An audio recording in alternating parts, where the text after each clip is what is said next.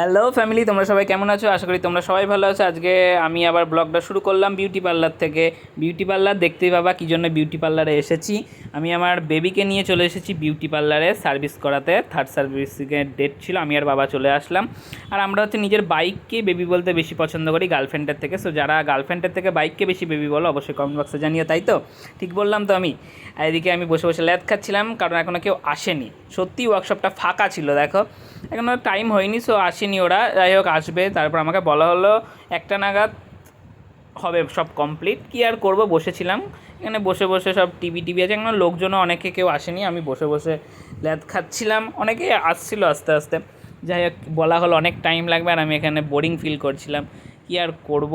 এদিকে তারপর অনেকক্ষণ পর আমি দেখতে গেলাম কত নাম্বারে হয়েছে আমার বেবি।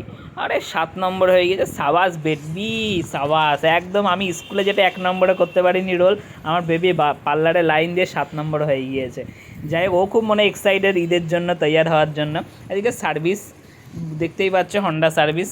লেখার দরকার ছিল না, আমরা সার্ভিসের জন্যই তো এসেছি। এখানে আমার অবশেষে জব কার্ডের জন্য আমার বেবিকে লাইনে দাঁড় করিয়ে দিল। ডাকলো যে বেবির কি হয়েছে। আমি বললাম ধুলো টুলো আছে, ভালো করে একটু পরিষ্কার করে দেয়। কাচের ঘরে ঢুকিয়ে দিল বেবিকে। ও মনে হয় খুব এক্সাইটেড। আর এদিকে ও এক্সাইটেড, আমি একটুখানি চা আর কফি খাচ্ছিলাম। এখানে খাওয়ার মতো এটাই ছিল। এদিকে অবশেষে স্টেজে তুলে দিয়েছে আমার বেবিকে। এখন হচ্ছে ওর হচ্ছে সব কিছু, মানে ধুলো ময়লা অনেক কিছু প্রবলেম যা আছে সব আজকে সলভ করা হবে। স্টেজে আজকে ওরই বাজার, স্টেজে উঠে গিয়েছে আমার বেবি।